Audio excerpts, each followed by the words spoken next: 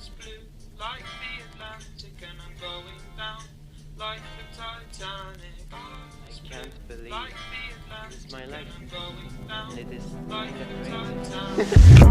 It's blue like the Atlantic and I'm going down like the Titanic. It's blue like the Atlantic and I'm going down like the Titanic. Sky's blue like the Atlantic and I'm going down like the Titanic. Sky's blue like the Atlantic and I'm going down like the Titanic. It's blue like the Atlantic and I'm going down like the Titanic. Sky's blue. 2,000 years later. Assalamualaikum warahmatullahi wabarakatuh. Kami dari kelompok 5 akan menjelaskan tentang lembaga keuangan syariah, di mana di dalamnya terdapat peran atau fungsi lembaga keuangan syariah, kemudian ada tentang perbankan syariah, tentang asuransi syariah, dan tentang pegadaian atau arahan. Berikut akan disampaikan oleh teman saya, Tengku Tasya. Assalamualaikum warahmatullahi wabarakatuh. Terima kasih kepada Farul Raji Silaban. Baik, saya akan menjelaskan tentang lembaga keuangan syariah. Lembaga keuangan syariah. Lembaga keuangan syariah adalah lembaga baik bank maupun non-bank yang memiliki spirit Islam baik layanan maupun produk-produknya. Dalam pelaksanaannya diawasi oleh sebuah lembaga yang disebut Dewan Pengawasan Syariah.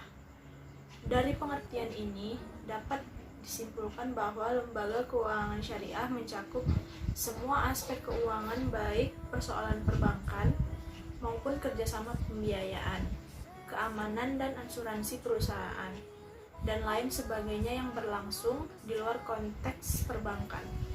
Prinsip operasi lembaga keuangan syariah.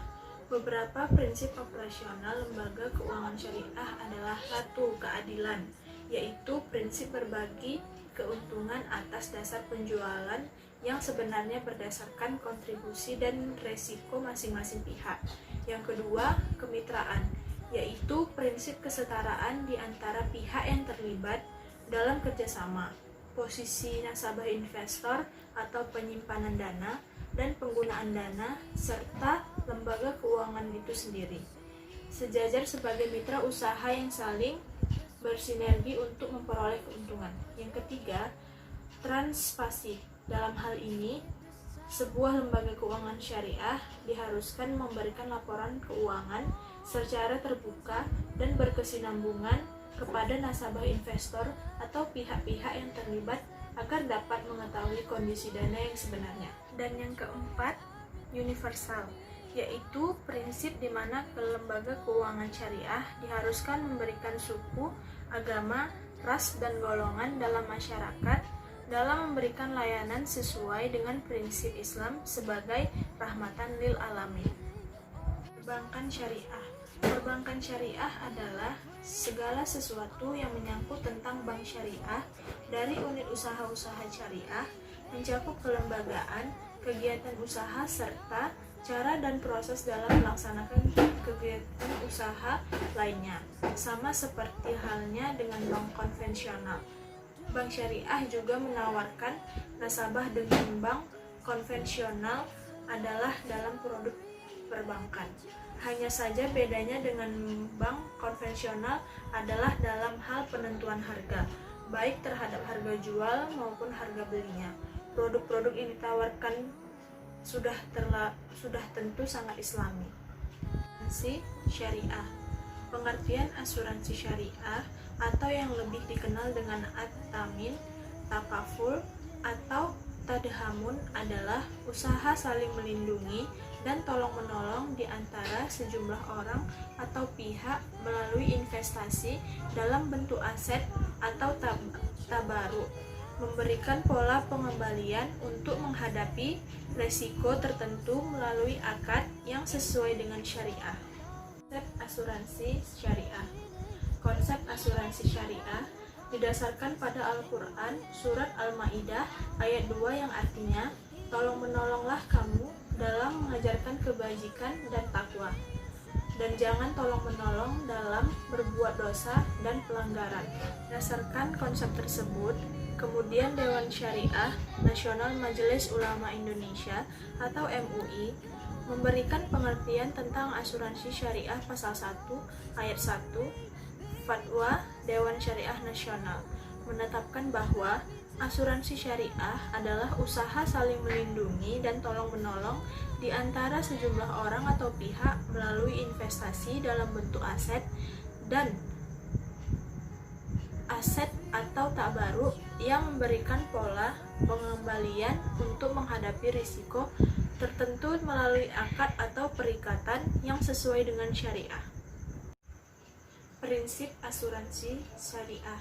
Yang pertama, dibangun atas dasar kerjasama. Yang kedua, asuransi syariat tidak bersifat muawadhoh tetapi tabaruk atau mudharabah. Yang ketiga, sumbangan sama dengan hibah, maka diselesaikan menurut syariat, hukumnya ditarik kembali. Kalau terjadi peristiwa, maka diselesaikan menurut syariat. 4. Setiap anggota yang menyetor uangnya menurut jumlah yang telah ditentukan harus disertai dengan niat membantu demi menegakkan prinsip ukhuwah. Yang kelima, tidak dibenarkan seseorang menyetorkan sejumlah kecil uangnya dengan tujuan supaya ia mendapatkan imbalan yang berlipat bila terkena suatu musibah. Akan tetapi, ia diberi uang jamaah sebagai ganti atas kerugian itu menurut izin yang diberikan oleh jamaah. Yang keenam, apabila uang itu akan dikembangkan, maka harus dijalankan menurut aturan syar'i. 7. Prinsip akad asuransi syariah adalah takafuli atau tolong-menolong, di mana nasabah yang satu menolong nasabah yang lain tengah mengalami kesulitan. Yang kedelapan, dana yang terkumpul dari nasabah perusahaan asuransi syariah atau premi diinvestasikan berdasarkan syariah dengan sistem bagi hasil. Yang kesembilan, premi yang terkumpul diperlakukan tetap sebagai dana milik nasabah. Perusahaan hanya sebagai pemegang mana untuk mengolahnya. 10. Bila ada peserta yang terkena musibah, untuk pembayaran klaim nasabah, dana diambilkan dari rekening tabaruk atau dana sosial seluruh peserta yang sudah diikhlaskan untuk keperluan tolong-menolong. Yang ke-11, keuntungan investasi dibagi dua antara nasabah selaku pemilik dana dengan perusahaan selaku pengelola dengan prinsip bagi hasil. Yang ke-12, adanya Dewan Pengawas Syariah dalam perusahaan asuransi syariah yang merupakan suatu keharusan. Dewan ini berperan dalam mengawasi manajemen produk serta kebijakan investasi supaya senantiasa sejalan dengan syariat Islam. Al-arahan secara bahasa dapat diartikan sebagai al-stubur, al-habs, yaitu penetapan dan penahanan. Istilah hukum positif di Indonesia, rahan adalah apa yang disebut barang jaminan, agunan, rungguhan, cagar atau cagaran, dan tangguhan. Azhar Bashir memaknai rahan atau gadai sebagai perbuatan menjadikan suatu benda yang bernilai menurut pandangan syara' sebagai tanggungan uang, di mana adanya benda yang menjadi tanggungan itu di seluruh atau sebagian utang dapat diterima. Dalam hukum adat, gadai diartikan sebagai menyerahkan tanah untuk menerima sejumlah uang secara tunai, dengan ketentuan si penjual atau penggadai tetap berhak atas pengembalian tanahnya dengan jalan menebusnya kembali. Rukun dan syarat gadai. Rukun gadai 1. Akad dan ijab kabul. Yang kedua, akid, yaitu menggadaikan dan yang menerima gadai. 3. Barang yang dijadikan jaminan. Syarat pada benda yang dijadikan jaminan ialah keadaan barang itu tidak rusak sebelum janji utang harus dibayar. Syarat gadai yaitu 1. Rahin dan murtahin. Tentang pemberi dan penerima gadai disyaratkan keduanya merupakan orang yang cakap untuk melakukan sesuatu perbuatan, hukum sesuai dengan ketentuan syariat Islam, yaitu berakal dan baligh. Kedua, sihat. Ulama Hanafiyah berpendapat bahwa sihat dalam rahan tidak boleh memakai syarat atau dikaitkan dengan sesuatu. Hal ini karena sebab rahan jual beli. Jika memakai syarat tertentu, syarat tersebut batal dan rahan tetap sah. Ketiga, marhun bih atau hutang. Menyangkut adanya hutang, bahwa hutang tersebut disyaratkan merupakan hutang yang tetap. Dengan kata lain, hutang tersebut bukan merupakan hutang yang bertambah-tambah atau hutang yang mempunyai bunga. Sebab seandainya hutang tersebut merupakan hutang yang berbunga, maka perjanjian tersebut sudah merupakan perjanjian yang mengandung unsur riba. Sedangkan perbuatan riba ini bertentangan dengan ketentuan syariat Islam. Ketentuan umum pelaksanaan gadai dalam Islam. 1. Kedudukan barang gadai.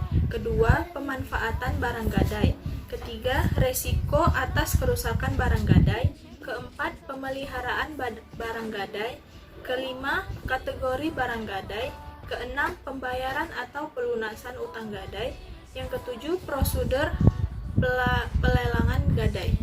Manfaat gadai. 1. Menjaga kemungkinan nasabah untuk lalai atau bermain-main dengan fasilitas pembiayaan yang diberikan. Yang kedua, memberikan keamanan bagi segenap penabung dan pemegang deposito bahwa dananya tidak akan hilang begitu saja. Jika nasabah meminjam ikat janji, ada suatu aset atau barang yang dipegang oleh bank. Yang ketiga, jika gadai diterapkan dalam mekanisme pegadaian, maka akan sangat membantu saudara kita yang kesulitan dana, terutama di daerah-daerah. Itu tadi penjelasan dari teman saya. Sekian dari kami kelompok 5.